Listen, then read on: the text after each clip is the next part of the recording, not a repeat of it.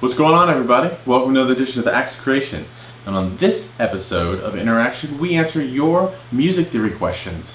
Alright? So, any guys have any questions about music theory, any gear related things you got going on, pedals, effects, any questions related to my other lessons that are going on this channel, please leave them below and I'll get back to you, or somebody else will. So let's answer some questions.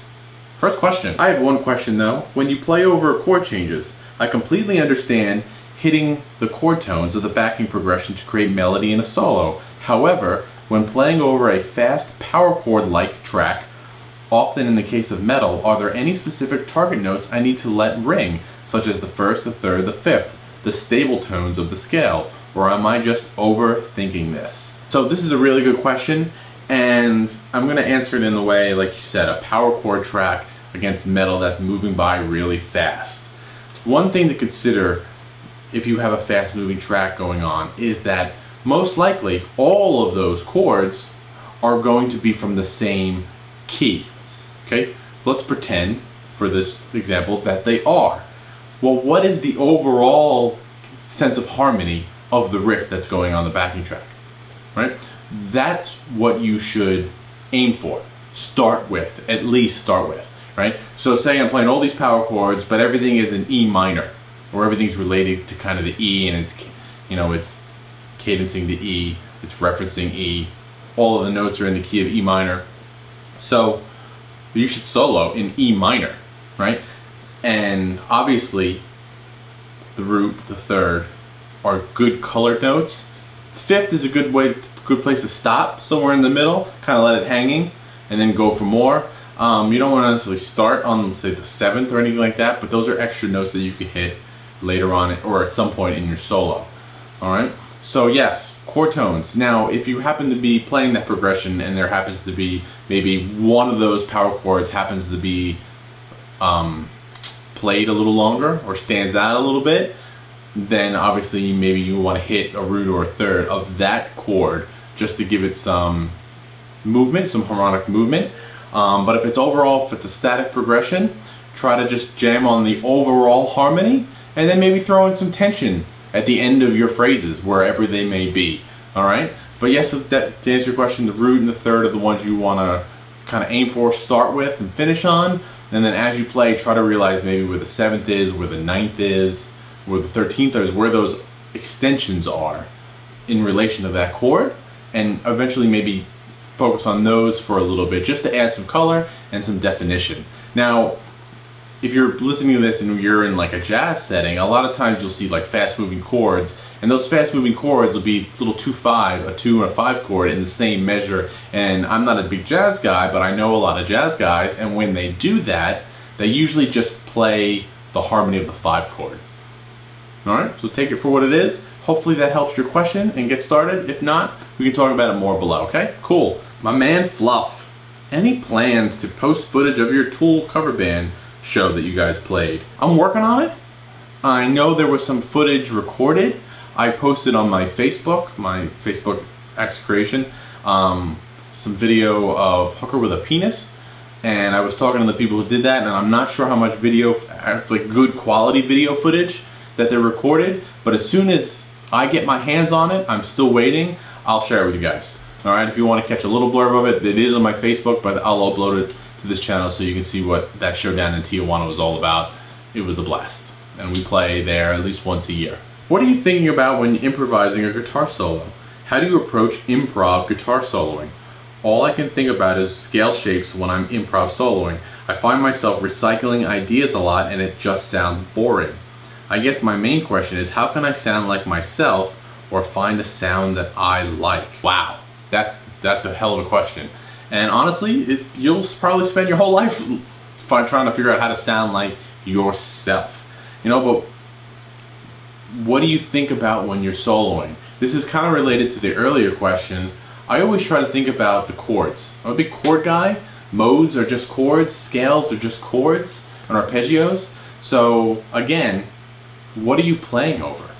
What is the harmony you're playing over?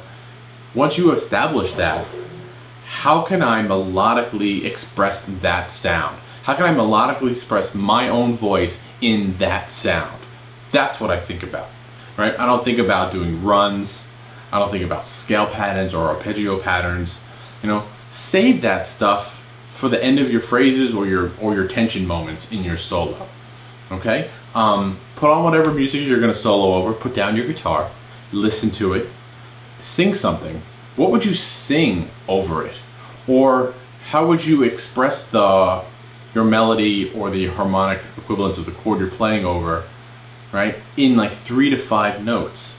Little short bursts, just like we're having this conversation.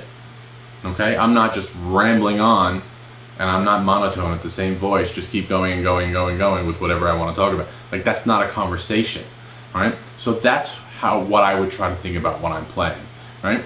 And as you search for ideas and as you sing your ideas, then pick up your guitar, try to play those ideas, and then see where it takes you, right? And don't necessarily worry about improvising when you're writing. I mean, you should improv when you write, okay? And a lot of times when you improv, a lot of those ideas are practiced ideas, all right? So try to get out of the habit of sounding like a guitar player. Stop doing runs, stop doing arpeggios. Save them for your climax, save them for tension moments, save those for connecting your true melodic statements, you know? And I know that sounds really generalized and it's hard to conceptualize.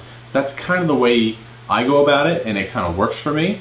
If I improv, you know, when I improv, if I'm writing a guitar solo for a track and I'm improvising ideas over it, I'll record them and listen back, and honestly, the most time they're garbage. You know, I'll just go for it. I'll wing it. I'll play things that I can't even play, just to try to get the vibe of what I was hearing at that moment. And then sometimes I'll land on a note at a certain spot of the solo, and like, oh, I want to land on that note. Remember that. So now when I'm crafting my ideas, I'm working my way towards that note. So I hope that helps. And again, we can continue that conversation down below, okay? What is voice leading? I've Googled it, but I'm still having a hard time for understanding whether it's important. That's actually really funny, and I applaud you for Googling it. Most times you can, instead of asking a question, you can just Google it and you can find the answer to these questions. There are tons of music theory related things out there. But yes, voice leading.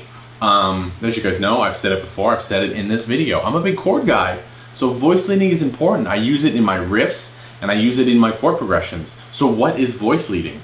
Voice leading is when you move chords, right? The notes in those chords move or are connected to each other, right? If I'm playing frets X, Y, and Z and then move them to frets X, Y, and Z, what's the distance?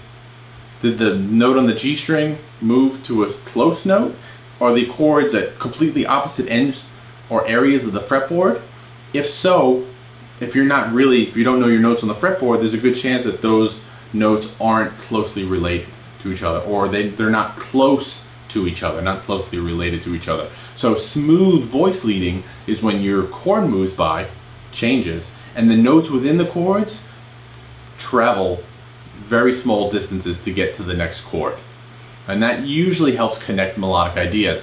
A lot of times, you know, I'll use those shell voicing chords. I've talked about it on the channel before. I have tons of lessons on it, and you'll see it in my riff where I'm playing some kind of melodic idea on that chord and then shifting to the next chord and then doing another melodic idea, and those ideas are, if not the same notes, very close to each other, and that creates smooth voice leading. So it is important, because if your notes aren't moving smoothly, it's going to sound disconnected, at least for me.